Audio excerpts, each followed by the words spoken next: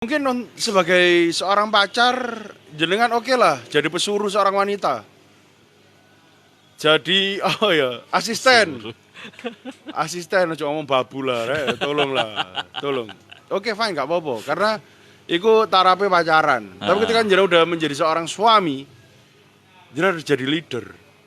Lah syaratnya jadi leader itu harus punya keutamaan sing iso diambil apa itu. Tapi dendam Chan beneran bikin termotivasi. Ya memang ada unsur motivasinya kan ya. Iya lah dendam itu. Kalau kita ngomong no pengertian umum, ya suatu tindakan, suatu kejadian yang basisnya adalah masa lalu dan memiliki muatan rasa yang membuat seseorang termotivasi, itu dendam. Tapi banyak orang yang narik dendam ke arah negatif. Untuk yang sudah join, silahkan komentar. Tema kita malam ini adalah dendam versus mengingat. Apakah menurut Sobat Ngopi apa sih bedanya dua hal itu? Ya. Kalau dalam pandangan kita tadi dendam itu adalah sesuatu yang bikin motivasi dan ada unsur powernya ya. Ingatan bersama dendam dan trauma. Ingatan itu induknya. Ono turunan nih. Turunan dari ingatan iki ono memori manis, memori sedih, ada dendam, ada trauma. Yang jelas ada motivasinya. Ada muatan rasanya. Ada muatan rasanya. Untuk Sobat Ngopi yang baru bergabung, silahkan komentar. Kalau misalnya Sobat Ngopi pengen membahas yang lain, kami persilahkan. Ya. Yang di Instagram kita sudah mulai lancar, tadi salah jaringan ternyata. Apa? Pakai yang biz. Oh, sing di. Situ siapa iki, Mang? Sing Instagram. Sing kono ta? Kono. Oh iya. Nggak terlalu lancar ternyata. Silakan komentar baik yang di TikTok ataupun di Instagram boleh karena kekuatan durasi kita ada di jenengan. Kalau misalnya semakin sedikit komentar, beberapa waktu lagi akan diakhiri loh. Iya. Karena katanya bahas apa? Dan aku iso jawab ketika ada pertanyaan. Nah, kalau pertanyaan kan jawab apa, Bos? Nah kalau misalnya nggak nyaman dengan tema kita, boleh dong kasih tema yang lain. Iya, pokoknya atau kasus-kasus lain. Kita ngasih tema itu biar gak garing intinya. Ya untuk opening. Iya, dan keduanya tujuan kita live adalah membantu jenengan. Kalau misalnya jenengan punya teman yang betul dibantu, ajak ke sini suruh ngobrol, suruh ngechat, kita akan bantu breakdown masalahnya.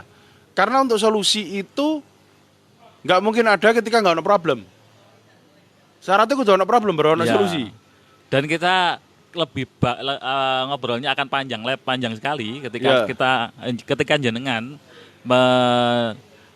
ngetik problemnya. Ya. Dan kedua, problem itu akan susah diselesaikan atau dicarikan solusinya ketika tidak di breakdown. Jadi kudu dipetani. Ya. Masalah itu gak jadi gelondongan. Karena ini dalam teori ini ya, teori computational thinking. Ya. Itu ada istilahnya abstraksi. Abstraksi apa ya? Ada 4 faktor yang dilakukan dalam computational thinking. Itu salah satunya adalah mengurai masalah besar memecah masalah besar menjadi masalah-masalah kecil. Jadi diuraikan dulu. Iku apa sih? Cara berpikir. Iku teori ini apa? Teori materi pelajaran, Pak.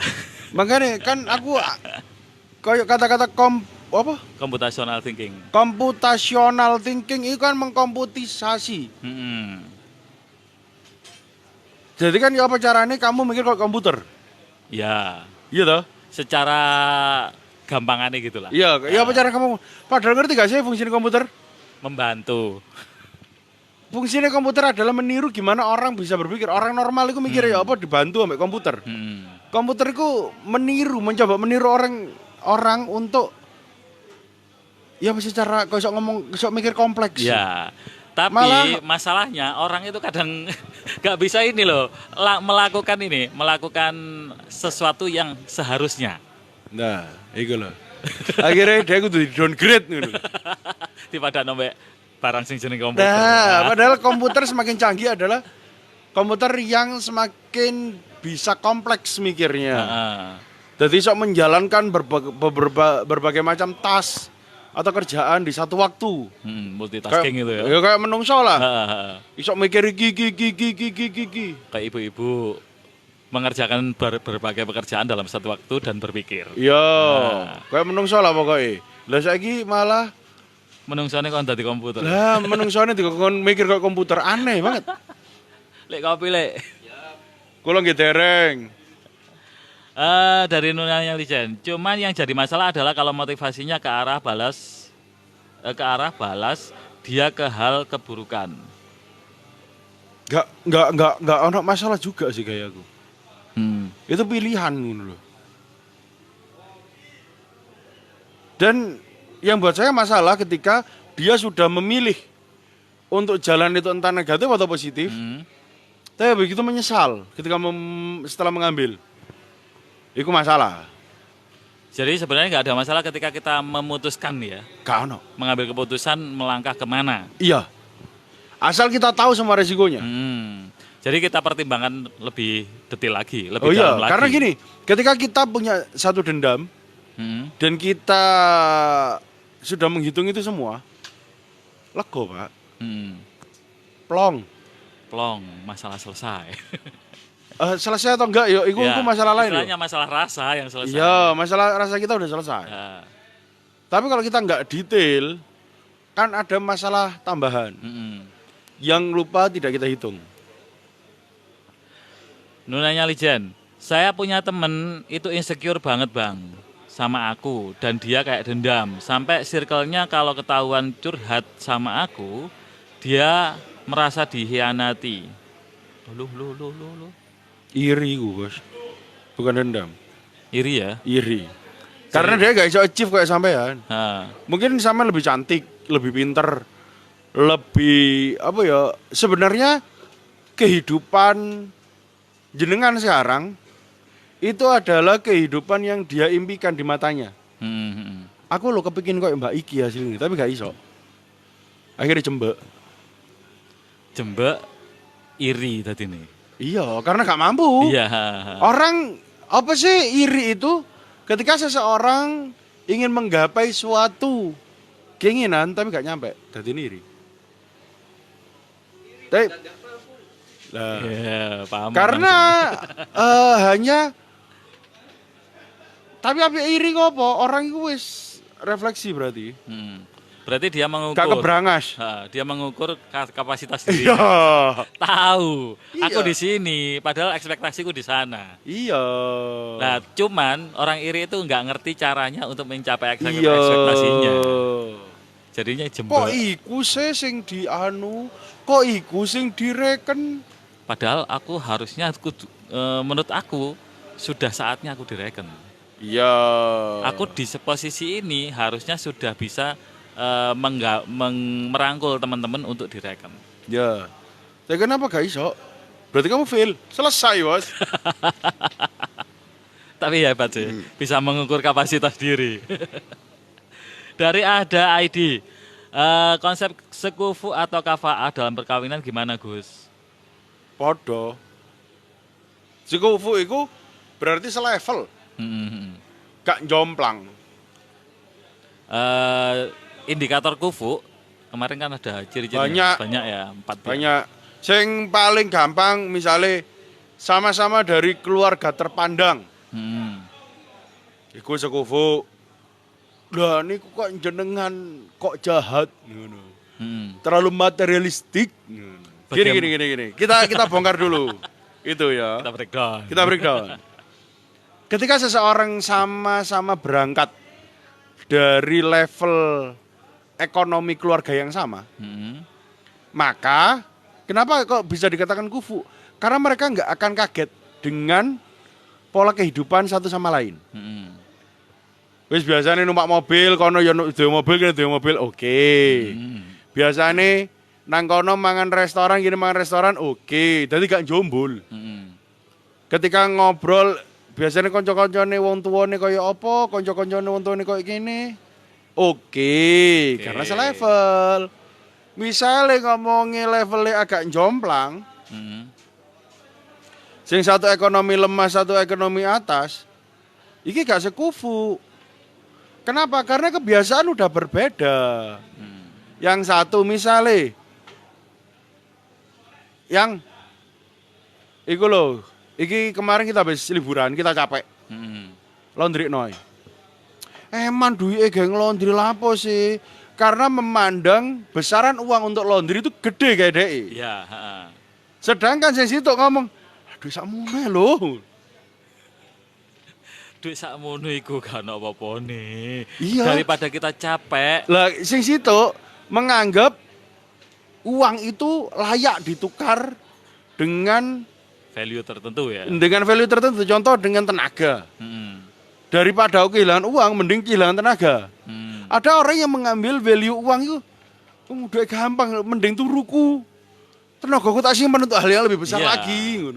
Misalnya di kasus tadi, istri memandang bahwa lebih baik berkorban tenaga daripada uang. Iya. Karena menurut dia tenaga gampang dipulihkan. Iya, kalau uang susah. Nah. Karena pengalaman dari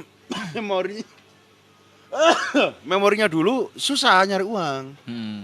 Sedangkan si cowok sebaliknya. Sing lanang, aku iki luwih angel turu. Istirahatku ini lebih berharga. Karena dari duit ya wis duit lemoro dhewe, kasarane gitu. Contoh lagi dalam hal skufu ya. Misalnya pola pikir aja lah, pola pikir yang bukan materi. Guyon. Guyonnya gak selevel, bahaya ya. Bahaya. Kasus toh? Kasus. Aku dewe. Selera lho ya guyu ambek bojoku. Selera bercanda kita beda, kasus. Karena ketika aku ngomongno guyon sing menurutku lucu, menurut istriku, gak pantas untuk ditertawakan. Lah sing menurut istriku lucu kadang-kadang iku menurutku gak pantas untuk ditertawakan. Tidak pantas untuk ditertawakan atau bahkan garing ya. Iya, contoh. Kapan yo? Iki tapi gak ambek nyonya, ambek wong liya. Ketika aku membahas tentang dark jokes misalnya, ngomong kematian, ngomong apa, iku ono koncoku sing, kok kamu kok kejem. Sedangkan dia iku seneng guyon-guyon sing dark joke.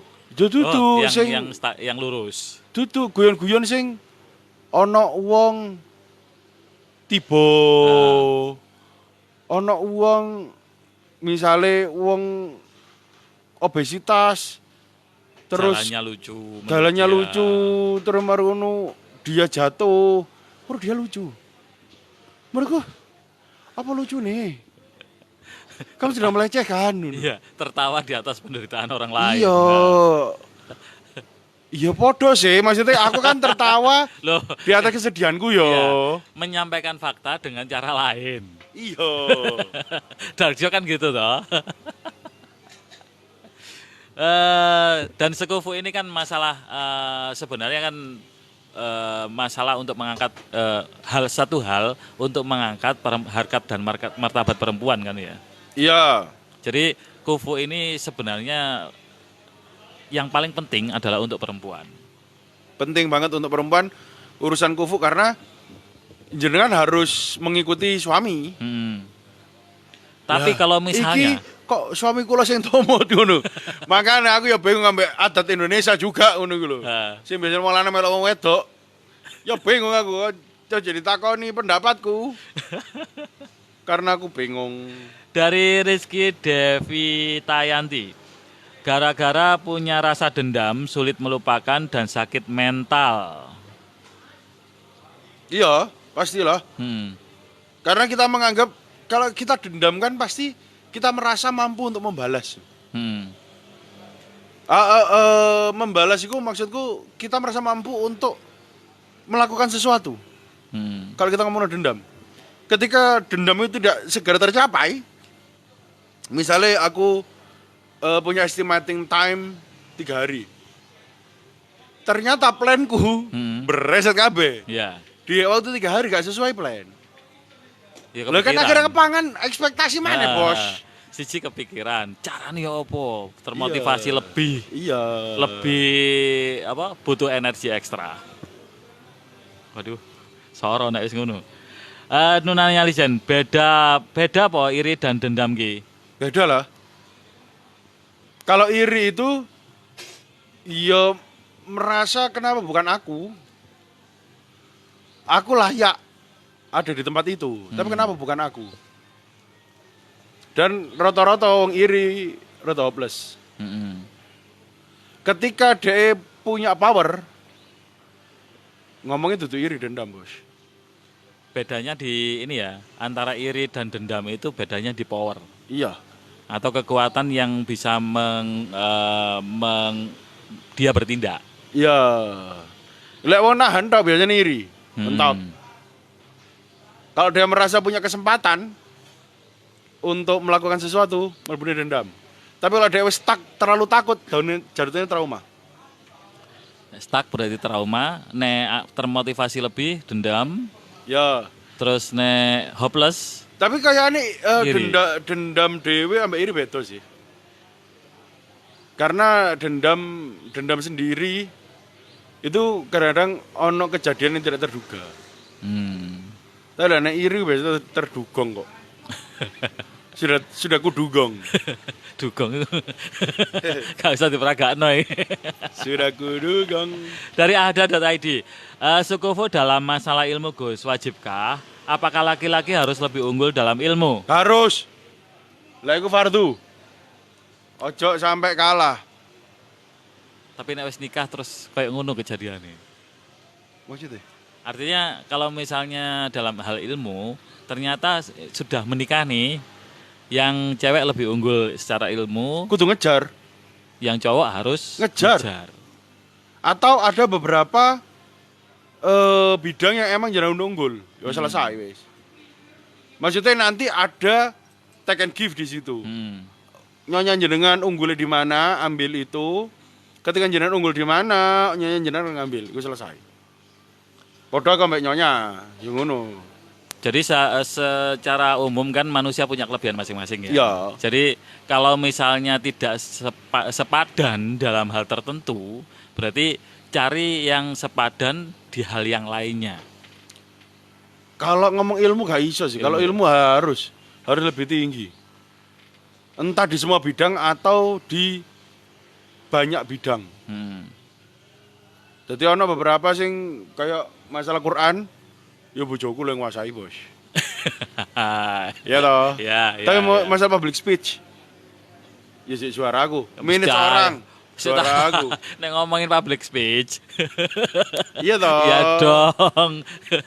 Masalah memahami orang, suaraku. Gimana cara untuk menata toleransi, suaraku. Memanage orang lain, juaraku. Jadi banyak hal yang seharusnya kita sebagai cowok itu layak untuk jadi pemimpin. Ya bayangno sih gak, saya bayangno enggak sih, saya dipimpin orang yang kita gak usah ngomong umur deh. Kapasitas ini sampean. Jembek gak? Sesimpel itu. Karena kita ngomong cowok leader. Cowok leader dan harus menguasai banyak hal. Iya.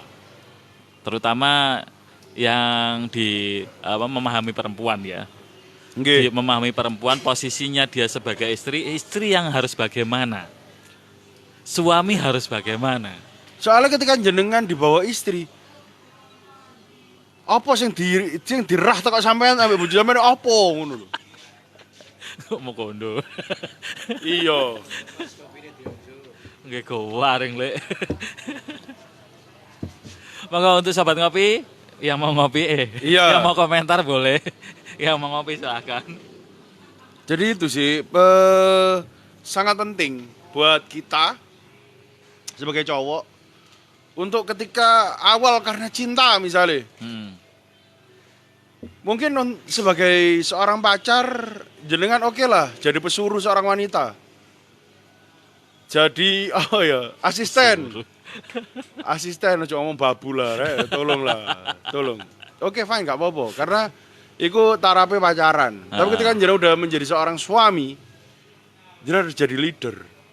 Lah syaratnya jadi leader iku harus punya keutamaan sing iso diambil apa itu. Karena enggak wis ta, nelongso. Rumangsa dizalimi. Ndonga isine ya Allah, bojo kula kok ngeten ya Allah. Kula niki salah napa kok angsal cobaan ngeten. Tapi ada cerita ya yang satu orang alim punya istri yang cerewetnya minta ampun itu. Oh iya, suaminya seakan-akan menurut orang lain didolimi toh. Iya. Diomongi kasar dan lain-lainnya. Tapi ternyata dia jadi wali, Pak. Oh iya. Iku ana aku dulu, Jen. Iso ngongkon macan.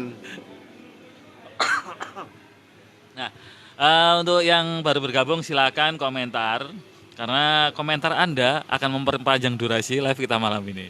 Soalnya kenapa kok itu bisa terjadi?